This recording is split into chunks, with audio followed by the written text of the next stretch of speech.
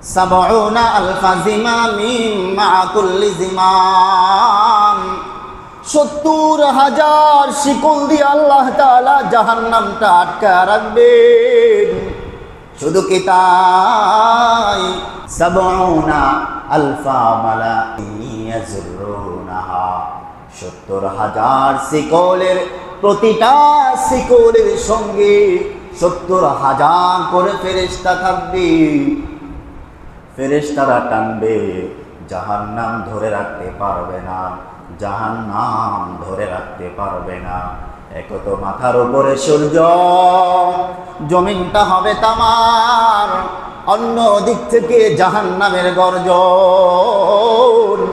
আয় আল্লাহ, জাহান্নামীগুলো দাও, জাহান্নামীগুলো আমার ভিতরে দাও, আমি খায়া শান্তি পাই। শুধু কি এখানেই শেষ?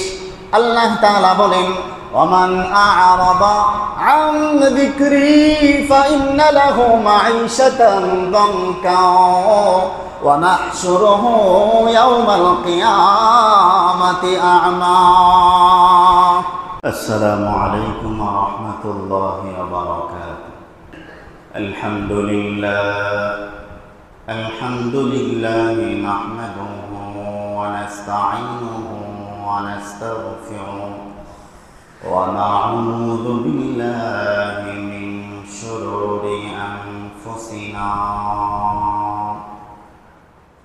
ومن سيئات أعمالنا، من يهد الله فلا مضل له ومن يضلل فلا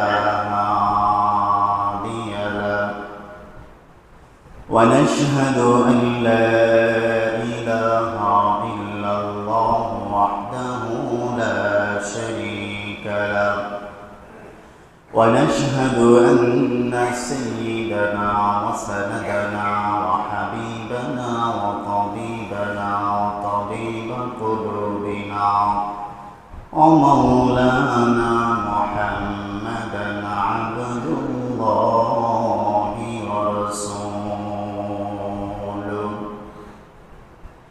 الذي أرسله بالحق بشيرا ونذيرا وداعيا إلى الله بإذنه وسراجا منيرا. فقد قال الله تعالى في كلامه المجيد والفرقان الحميد: أعوذ بالله من الشيطان الرجيم. بسم الله الرحمن الرحيم. ومن أعرض عن ذكري فإن له معيشة ضنكا ونحشره يوم القيامة أعمى. قال رب لم حشرتني أعمى وقد كنت بصيرا. قال كذلك أتتك آياتنا فنسيتها وكذلك اليوم تنسى. قال النبي صلى الله عليه وسلم: يؤتى بجهنم يومئذ لها 70,000 زمام مع كل زمام 70,000 ملك يجرونها. رواه উপস্থিত মুআজ্জাজ মুহতারাম মুসল্লিয়ান ইকরাম মুরব্বিয়ান আইজাম, মহান আল্লাহ সুবহানাহু ওয়া তাআলার দরবারে অসংখ্য অগণিত শুকরিয়া যে আল্লাহ তাআলা আমাদেরকে বড় ভালোবেসে, মায়া করে, মহাব্বত করে, ইহসান করে, দয়া করে, করুণা করে অসংখ্য অগণিত মানুষ থেকে আমাদেরকে ভালোবেসে, পছন্দ করে আল্লাহ তাআলার ঘর মসজিদে পবিত্র শাওয়াল মাসে, পবিত্র জুমার দিনে পবিত্রতা অর্জন করে সুস্থতার সাথে আমাদেরকে মসজিদে আসার, জুমার নামাজের উদ্দেশ্যে বসার, দ্বীনি কথাবার্তা শোনার সুযোগ করে দিয়েছেন, তৌফিক দিয়েছেন। সেই মহান রব্বুল আলামিনের দরবারে আমরা আমাদের অন্তরস্থল থেকে শুকরিয়া আদায় করি। সকলে জবান খুলে করি আলহামদুলিল্লাহ। আমরা এই পৃথিবীতে এসেছি, এই পৃথিবী থেকে একদিন আমরা চলে যাব। এই পৃথিবীতে যা কিছু আছে সব কিছু একদিন শেষ হয়ে যাবে। এই পৃথিবীতে কিছুই থাকবে না। আমি থাকব না, আমার পরিবার থাকবে না, আমার পূর্বপুরুষরা ছিল তারা এখন নাই, আমার পরবর্তী জেনারেশন যারা আসবে তারাও এমনিভাবে সিরিয়াল অনুযায়ী ধারাবাহিকভাবে তারাও এক সময় চলে যাবে, আসবে আবার চলে যাবে। একটা সময় পৃথিবীর সব কিছুই শেষ হয়ে যাবে।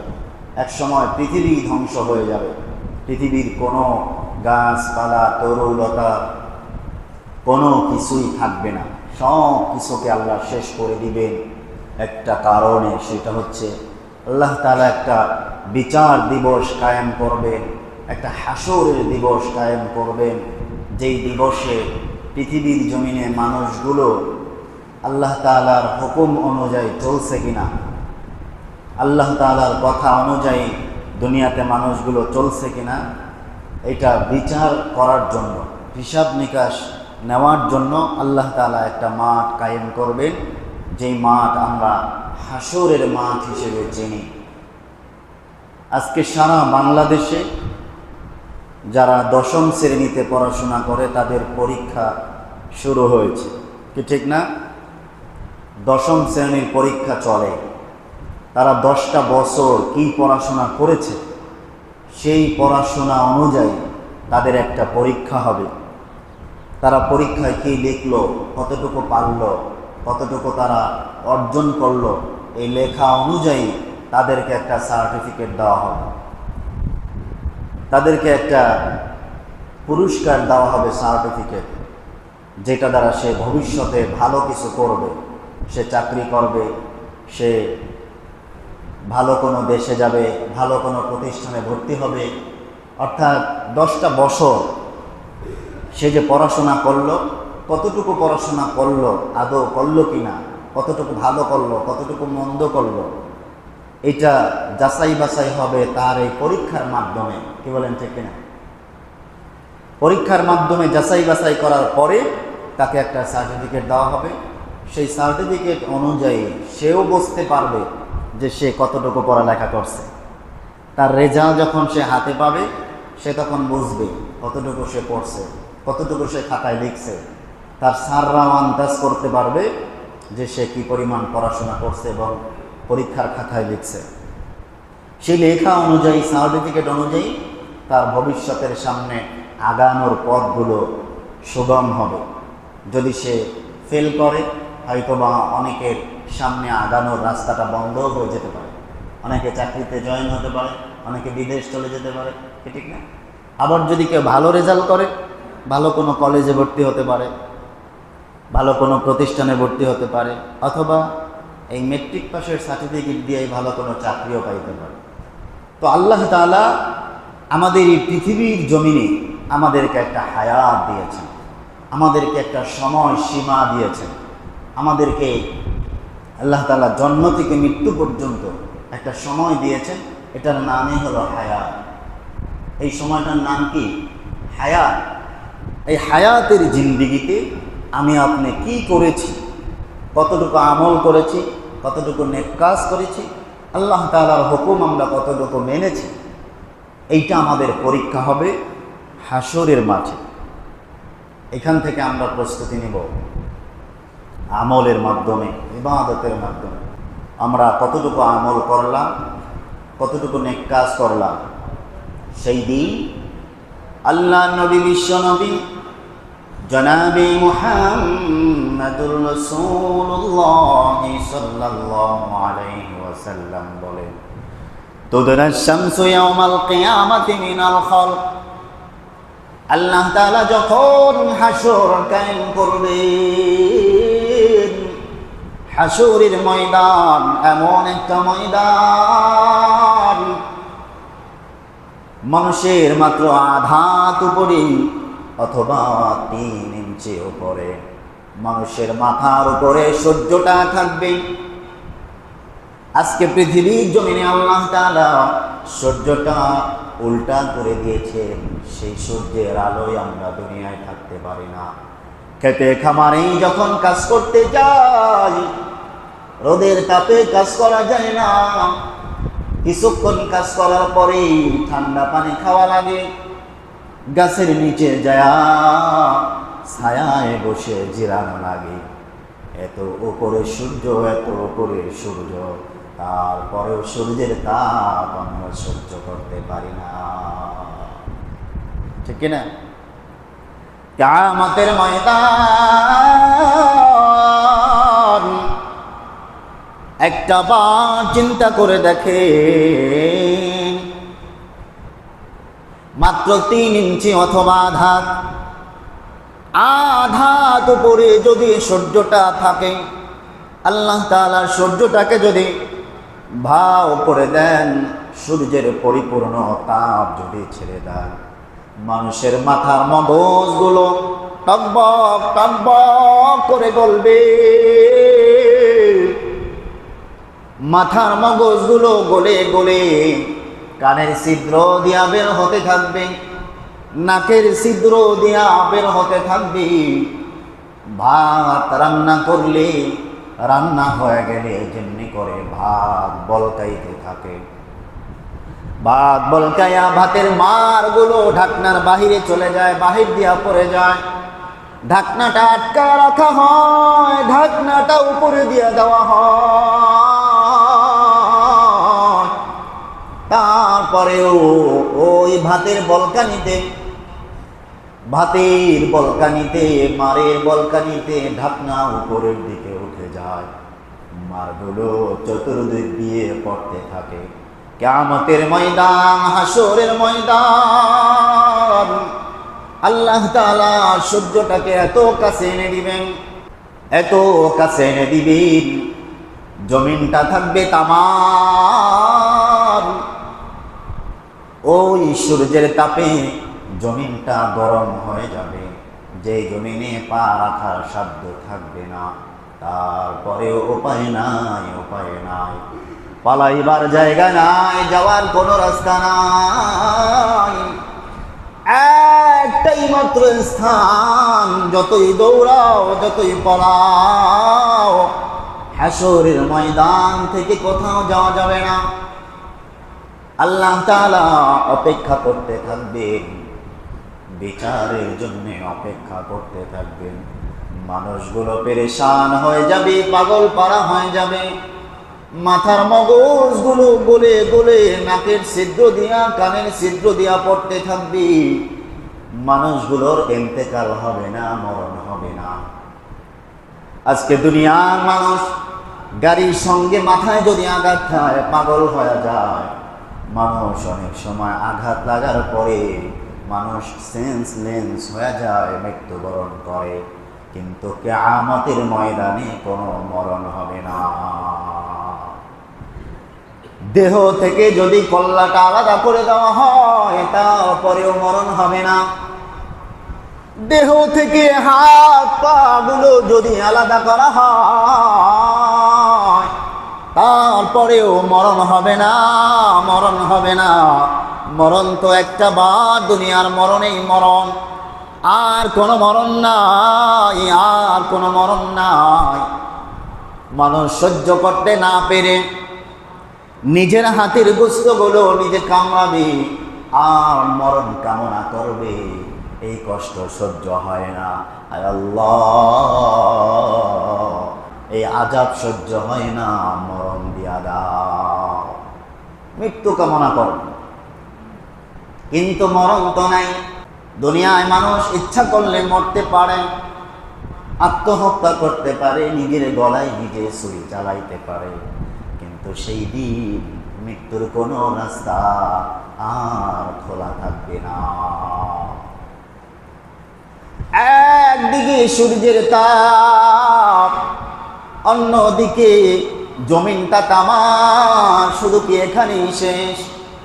আল্লাহর নবী, বিশ্ব নবী জনাবি মুহাম্মদুর রাসূলুল্লাহ সাল্লাল্লাহু আলাইহি ওয়াসাল্লাম বলেন, ইউতা বিজাহান্নামা ইয়াওমাইযিন লাহা ৭০,০০০ জিমামিন মা কুল্লি জিমাম।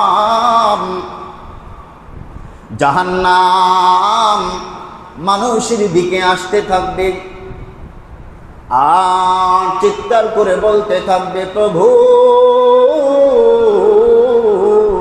কতদিন হয়ে গেল আনাইলা, কতদিন হয়ে গেল জাহান্নাম সৃষ্টি করলা, আজ পর্যন্ত কোনো খাদ্য দাও নাই, কোনো খাবার দাও নাই, পেটের মধ্যে বড় ক্ষুধা,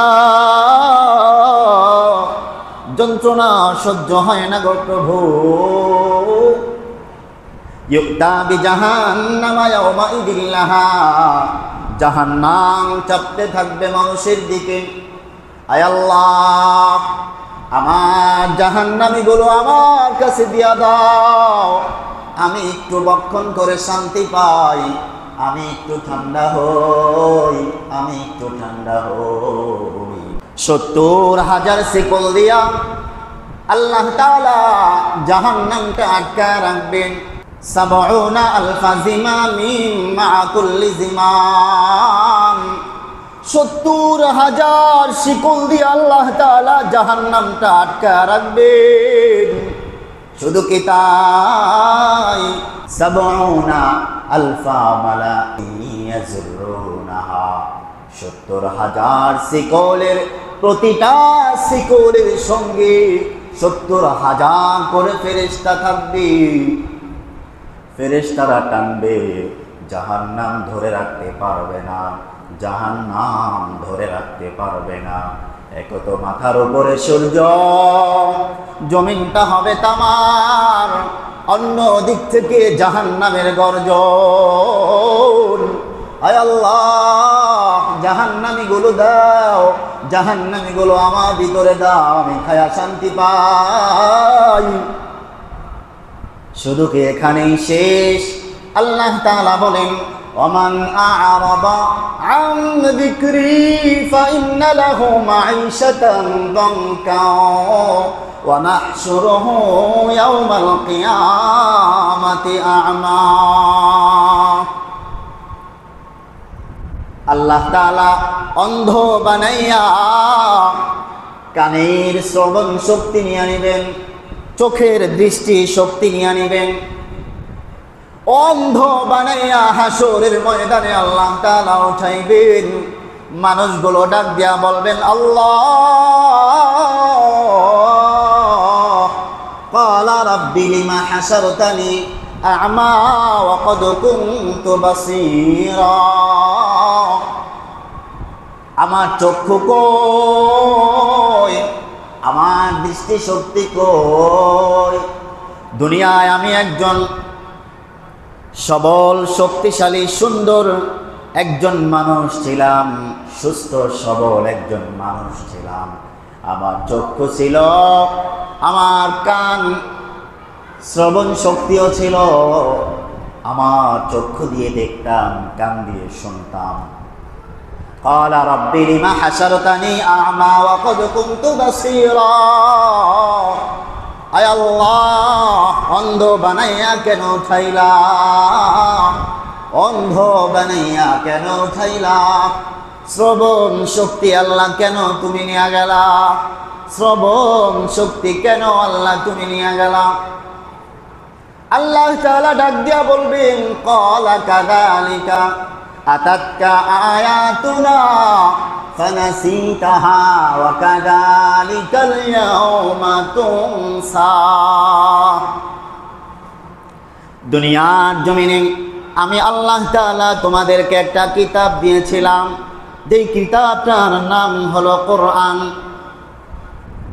ক্বালা কাযালিকা আতাতকা আয়াতুনা ফানাসিতাহা, আমার আয়াত তোমাদের সামনে শোনানো হয়েছিল, আমার আয়াত তোমাদের সামনে স্পষ্ট হয়েছিল, আমার আয়াত তোমাদেরকে শোনানো হয়েছিল, তোমরা সেই দিন চোখ দিয়া তাকাও নাই, সেই দিন তোমরা কান দিয়া শোনো নাই।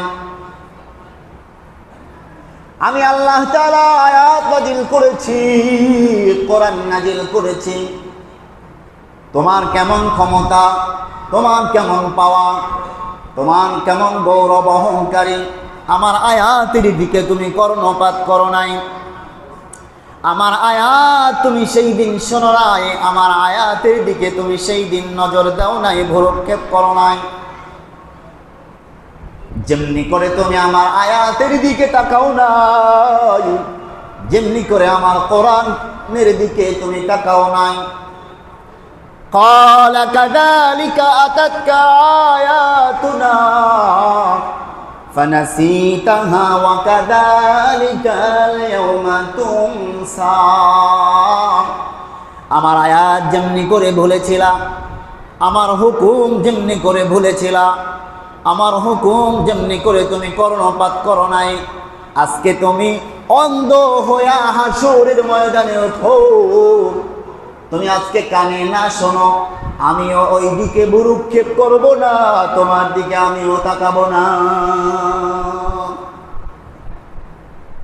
একটা দুইটা মুসিবত নয়, একদিকে মাথার উপরে সূর্য, পায়ের নিচের জমিনটা তামা, অন্যদিকে জাহান্নামটা আমাদের দিকে দিয়ে আসবে। ইউতা বিজাহান্নামা ইয়াওমাইদিন লাহা, জাহান্নামকে আটকে রাখতে পারবে না, জাহান্নাম মানুষের দিকে দিয়ে আসবে। এমন গর্জন জাহান্নাম দিতে থাকবে, যেই গর্জনে মানুষের ভিতরে ছাতি শুকায়া ফেটে যাবে। মানুষ যখন ভয় পায় তখন পিপাসা পায়, যখন ভয় পায় দৌড়ে আইসা কয় তাড়াতাড়ি আমার এক গ্লাস পানি দে, কয় কি না, কয় না? ভিতরটা কেমন যেন শুকায় আসছে রে, একটু পানি আমাকে দাও, আমি একটু পানি পান করি, ভিতরটা ঠান্ডা করি। জাহান্নাম এমন গর্জন দিবে, এমন গর্জন দিবে, ভিতরটা শুধুমাত্র শুকাবে না, ভিতর শুকায়া ছাতিটা পর্যন্ত ফেটে যাবে। অপরদিকে অন্ধ, আবার কানের শ্রবণ শক্তিও নাই। এমন মুসিবতের সময় হযরতে মা আয়েশা রাদিয়াল্লাহু তাআলা আনহাকে নবীজি বললেন, হাসুরের ময়দানে সমস্ত মানুষগুলো খাতনাবিহীন উলঙ্গ হয়ে উপস্থিত হবে। খাতনাবিহীন বোঝেন না? মুসলমানই থাকবে না সেদিন। আমাদেরকে যে মুসলমানি করায় 4 বছরে 7 বছরে 8 বছরে মুসলমানি করায় না, এই মুসলমানি করানো থাকবে না। একটা বাচ্চা যেমনি করে জন্ম হয়, ওই জন্মের সময় তার লজ্জাস্থান যে অবস্থায় থাকে, হাসরের ময়দানেও মানুষগুলো ছোট থাকবে না, বাচ্চা থাকবে না। আদম আলাইহিস সালাতু ওয়াস সালামের আকৃতিতে তার যে লম্বা 60 হাত দেহ, ওরকম দেহ মানুষের থাকবে, কিন্তু মুসলমানি করানো থাকবে না, খাতনাবিহীন থাকবে। খাতনাবিহীন থাকবে। অপরদিকে কোনো লুঙ্গি থাকবে না, পায়জামা থাকবে না, প্যান্ট থাকবে না, উলঙ্গ। হযরতে মা আয়েশা রাদিয়াল্লাহু তাআলা আনহা বলেন, ইয়া রাসূলুল্লাহ, ইয়া হাবিবাল্লাহ, আদম আলাইহিস সালাতু ওয়াস সালাম হতে শুরু করে কিয়ামত পর্যন্ত যত মানুষ আসছিল এবং আসবে, সমস্ত মানুষগুলো সেই দিন উপস্থিত থাকবে। এত মানুষের সামনে উলঙ্গ অবস্থায় যদি সকলেই থাকে, কেউ কি কারোর দিকে তাকাবে না? আজকে একজন পাগলও যদি রাস্তা দিয়ে যায় উলঙ্গ থাকে, মানুষ কিন্তু তাকায়, হাসে। আবার অনেক মানুষ আছে পাগলরে পোশাক পরায় দেয়, লুঙ্গি পরায় দেয়, দায়িকা দেয়, আছে না? কিন্তু সেই দিনটা কেমন দিন থাকবে, সমস্ত মানুষগুলো উলঙ্গ, খাতনাবিহীন। হযরতে মা আয়েশার মনে প্রশ্ন, ইয়া রাসূলুল্লাহ, কেউ কি কারোর দিকে তাকাবে না? নবীজি বলেন, আয়েশা, এমন একটা ময়দান রে, সন্তান বাবাকে ভুলে যাবে, বাবা সন্তানকে ভুলে যাবে, স্ত্রী স্বামীকে ভুলে যাবে, স্বামী স্ত্রীকে ভুলে যাবে, আপনজনকে ভুলে যাবে, প্রিয়জনকে ভুলে যাবে, আত্মীয়কে ভুলে যাবে। কেমন দিন হলে স্বামী স্ত্রীকে ভুলতে পারে? কেমন দিন হলে স্ত্রী স্বামীকে ভুলতে পারে? কেমন দিন হলে, কেমন অবস্থা হলে, কেমন হাসর হলে সন্তানকে বাবা মাও ভুলে যেতে পারে? এত আদরের সন্তান, এত ভালোবাসার সন্তান, সেই সন্তান পর্যন্ত সেই দিন মনে থাকবে না। একদিকে আধাত উপরে সূর্য, অন্যদিকে পায়ের নিচের জমিনটা তামাম, আর একদিকে জাহান্নামের গর্জন, আর একদিকে চোখ নাই, আর একদিকে কানের শ্রবণ শক্তি নাই। এখানেই শেষ নাকি? হযরত আয়েশা রাদিয়াল্লাহু তাআলা আনহা বলেন, ইয়া রাসূলুল্লাহ, ইয়া হাবিবাল্লাহ, আপনি কি সেই দিন আপনার পরিবারের কথা মনে রাখবেননি, নাকি পরিবারকেও ভুলে যাবেন? নবীজি বলেন, আয়েশা, তিনটা এমন জায়গা হবে, যেই তিনটা জায়গায় কেউ কাউকে মনে রাখবে না। নবীজি পর্যন্ত পরিবারের কথা সেই দিন মনে রাখবে না। নবীজির কোনো টেনশন নাই, নবীজির কোনো চিন্তা নাই, নবীজির কোনো পেরেশানি নাই, জিন্দিগিতে কোনো গুনাহ নাই, জিন্দিগিতে কোনো অপরাধ নাই, তার জিন্দিগিতে কোনো অন্যায় নাই, তার জিন্দিগিতে কোনো মিথ্যা কথা নাই, তার জিন্দিগি কোনো ভয় নাই, পেরেশানি নাই। তারপরেও নবীজি বলতেছেন, তিনটা স্থানে আমি নিজেও পরিবারকে ভুলে যাব। যার জীবনে গুনাহ নাই সে যদি পরিবার বলতে পারে, আপনার আমার অবস্থাটা কেমন? যতটুকু আমল করি, গুনার কাছে আমল কিছুই না, ঠিক কিনা? যে আমল আমরা করি, আমাদের গুনার কাছে এই আমল কিছুই। তাহলে আমাদের অবস্থাটা কেমন? যারা মক্কায় যায়, যারা কাবায় যায়, যারা মদিনায় যায়, যারা নবীজির রওজায় যায়, ওই লোকগুলো আয়েশা বলে, ইমাম সাহেব জানেননি, এত সুন্দরী সুন্দরী মহিলারা ওইখানে থাকে, কিন্তু কোনো মহিলার দিকে কোনো পুরুষ নজর দিয়া তাকায় থাকে না। এমন একটা পরিবেশ নবীজির রওজায়, এমন একটা পরিবেশ আল্লাহর ঘর কাবায়, যেখানে গেলে দিলটা জোড়ায় যায়, অন্তর জোড়ায় যায়, মন জোড়ায় যায়, চোখ শান্তি পায়, শুধু আল্লাহ তাআলার কথা স্মরণ হয়, শুধু আমল করতে ইচ্ছে করে। দুনিয়ায় যদি এমন হয়, দুনিয়ায় যদি এমন হয়, হাসরের ময়দানে এত পেরেশানির মধ্যে কেউ কাউকে মনে রাখবে না। এই জন্য বলি, বন্ধুগণ আমার, কাকে আপনি বন্ধু বানান? আল্লাহ তাআলা বলেন, ইয়া আইয়ুহাল্লাযীনা আমানু লা তাত্তাখিযুল ইয়াহুদা ওয়ান নাসারা আউলিয়া। হে ঈমানদার, মনে রাখবা, ইহুদি নাসারা যারা আছে তারা কিন্তু তোমাদের বন্ধু নয়। ইহুদি নাসারা যারা তারা আমাদের কি নয়? তারা আমাদের কি নয়? সবাই বলেন। আমরা তাদেরকে বন্ধু মনে করি।